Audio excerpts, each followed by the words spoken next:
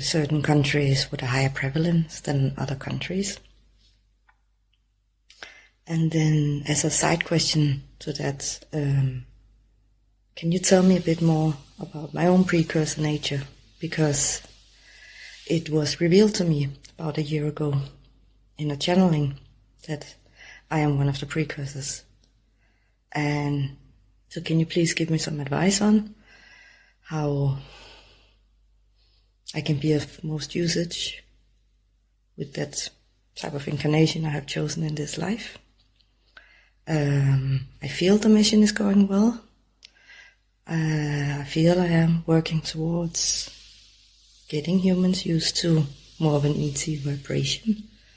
So I would hear if you have any suggestions for how I can do my purpose. So maybe some more specific practical advices. Thank you so much. Love you. The question has to do with the concept of precursors, and as a caveat to begin with, regardless of what else might be asked, it is important for all to understand that precursors are not born on your planet. None of the humans that are born on your planet are, by definition, precursors. Precursors are those hybrids born off-planet that may come to your planet to take readings, to help acclimate the hybrids that will eventually come to live among you permanently. But no human should consider themselves a precursor in the definition we're using.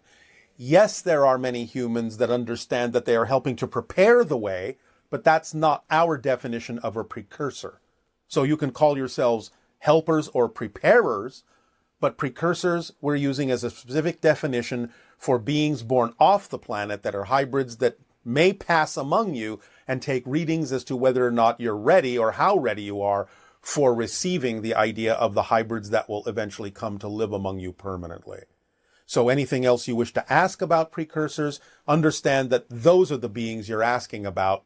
And if you were born on Earth, you're not a precursor, you're just a helper and a preparer, which is no small feat.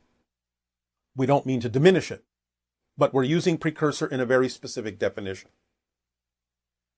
The precursors are still among you from off-world, gauging, walking among you now and then to determine the energy that exists as to how ready you are to receive, ultimately, in the years to come, the hybrid children that will eventually come to live on Earth permanently among you. So they take their readings by passing by you, and now and then they also see if you can sense that they are walking past you, to see exactly how sensitive your senses are to the existence of their energy nearby.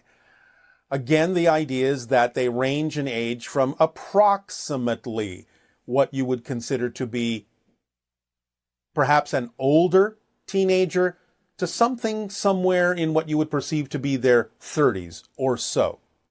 In general, they are in almost every country on your planet. At present, there are between, this will fluctuate now and then because they are coming and going off your planet. But in general, you'll find that there's between 137 and about 144,000 of them on your planet at any given moment.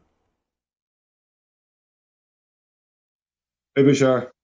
Good day. Okay. Can you speak about the time-space fifth density body being used while the space-time fifth density body remains in fifth density, and how the bombardment of the particles changing the locational variable relates to that? We're not sure exactly how you're asking this question. Can you repeat it? Ra, the sixth density, speaks about the time-space fifth density body being used while the space-time fifth density body remains in fifth density. Well, you're just talking about the idea of the relationship between the physical body and the physical mind and the higher mind in a non-physical form. That's all you're saying in other terms. So as we have explained, you have a soul which creates the idea of the non-physical higher mind in fifth density. but also has a projection into the idea of third and fourth density of a physical mind and a physical body experience. And so the idea of the higher mind and the physical mind together form the entire person that is having that particular journey. Does that answer the question? So how does the locational variable relate to that? The locational variable relates to that in the same way we've described it, because any kind of a change, any kind of sensation or experience that you recognize or label as movement of any kind actually involves the changing of the locational variable. So even a move like this involves changing the locational variable. You do it automatically, instinctively, and intuitively all the time.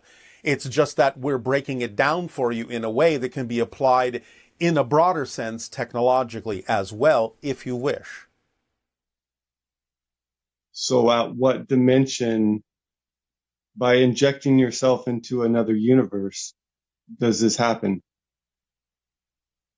Well, it can still happen in a sequence of fourth density realities, because there are many parallel realities that are also physiological. Now, you may take advantage of the fact that you're connecting with the higher mind in fifth density to allow you more efficacy in doing this, but you can still skip from frame to frame through a diagrammic, shall we say, idea of fourth density realities, physical realities.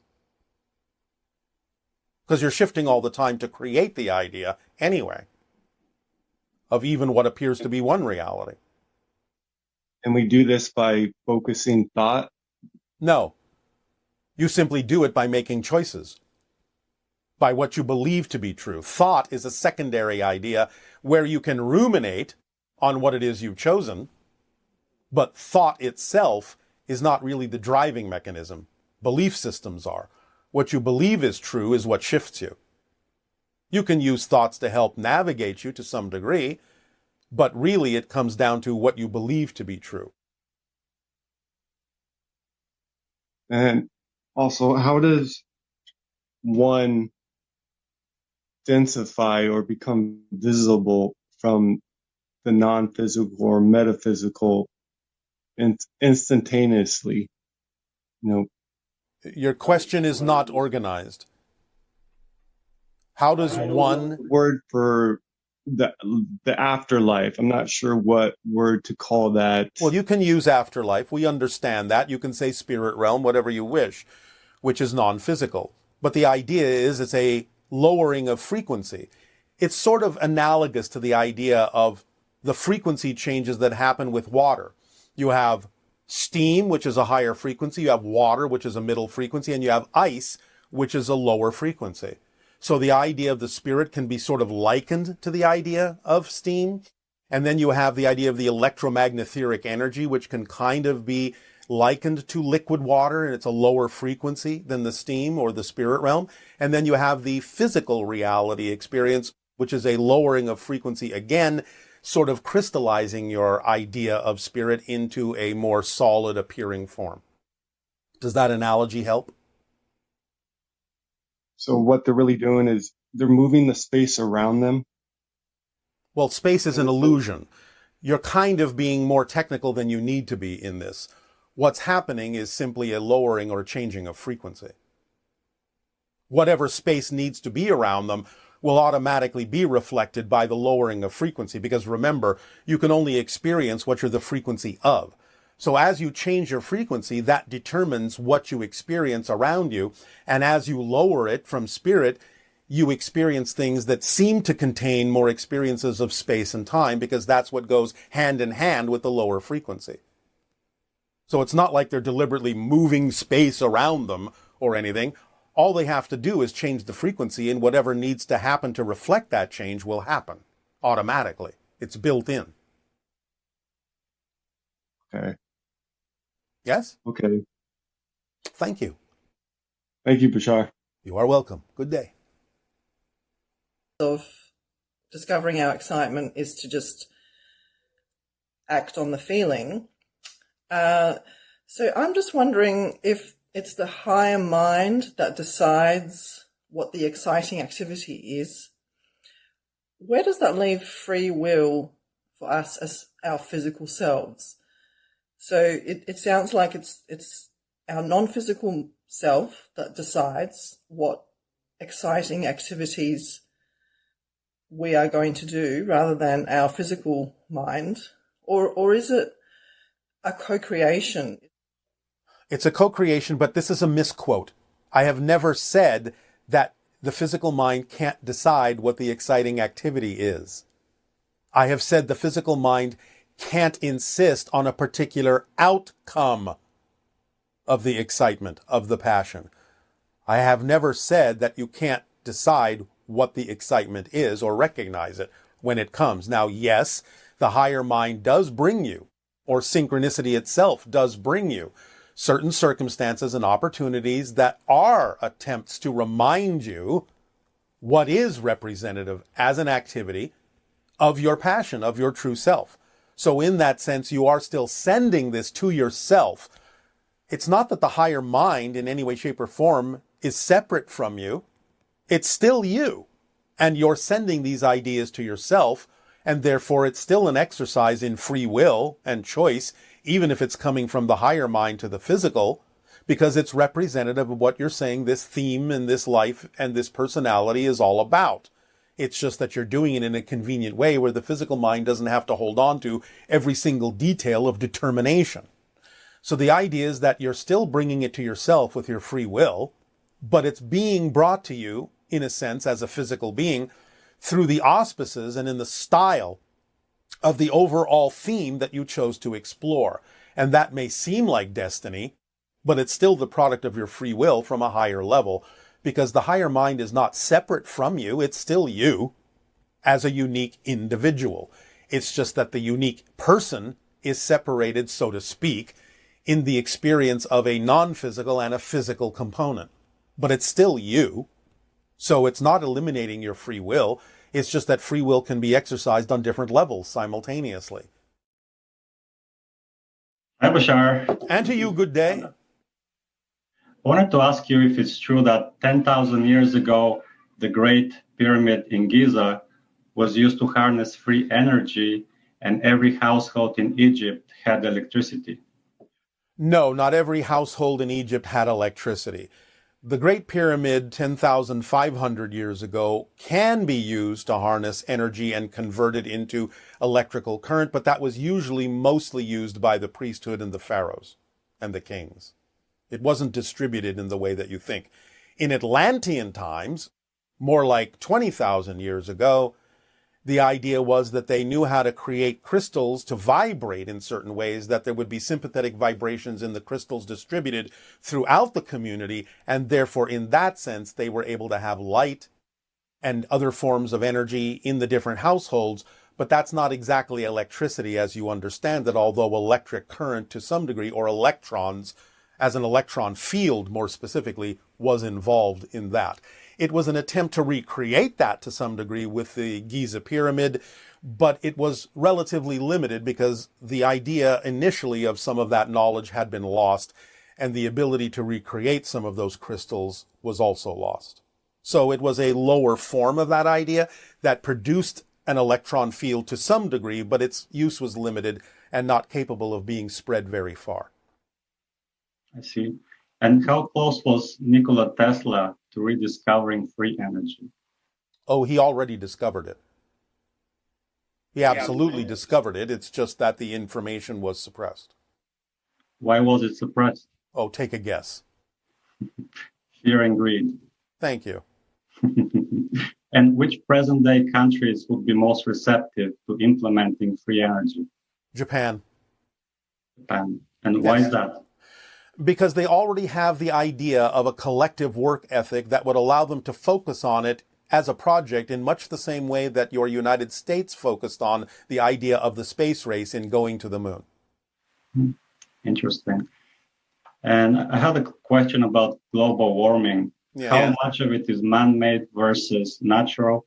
And what are the most effective ways to counter it? All right. It is a natural cycle, but human technology has accelerated it. What you're experiencing today as climate change most likely in its natural form would not necessarily have happened for another 100 to 200 years. So humanity has accelerated the cycle of climate change.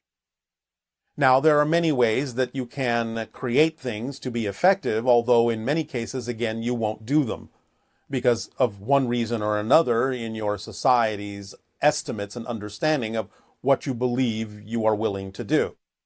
One of the ways you can counter it is by dispersing very fine particles of gold in the upper atmosphere to reflect the sun or balance it in certain ways and control it with electromagnetic fields. But again, the idea is that gold is so precious to all of you, or at least most of you, that you are unlikely to use gold for that purpose. That's one way you could be doing it. There are other ways, and we'll leave those up to you to discover, but certainly reducing the idea of waste and destruction on your planet and allowing more natural environments could also slow it down, or at least allow you to mitigate it in certain ways. I see. And in a previous broadcast, you mentioned that the Greys spoke English. At least that was one of the languages that they had. It was, like it is on your version of Earth, the primary language of their version of Earth, yes, in a parallel reality. They weren't that dissimilar from your version of Earth, although they were more technically advanced than you. So at what point in the past did we have a common reality with the Greys, and what caused the split in the realities? Well, the split's always been there. It's another parallel reality. So we never had a common shared reality with them? In the way that you're asking it, it would probably be easier if you just assumed that you are always different parallel realities.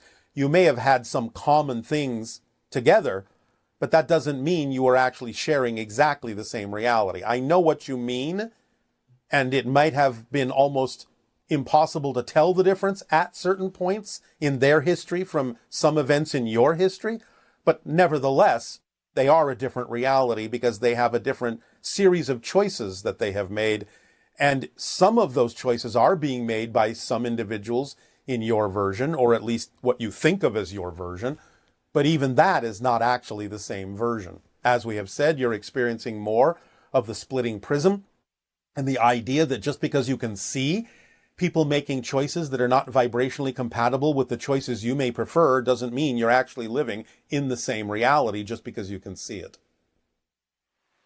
I see. Okay. Thank you very much. You are very welcome. Good day.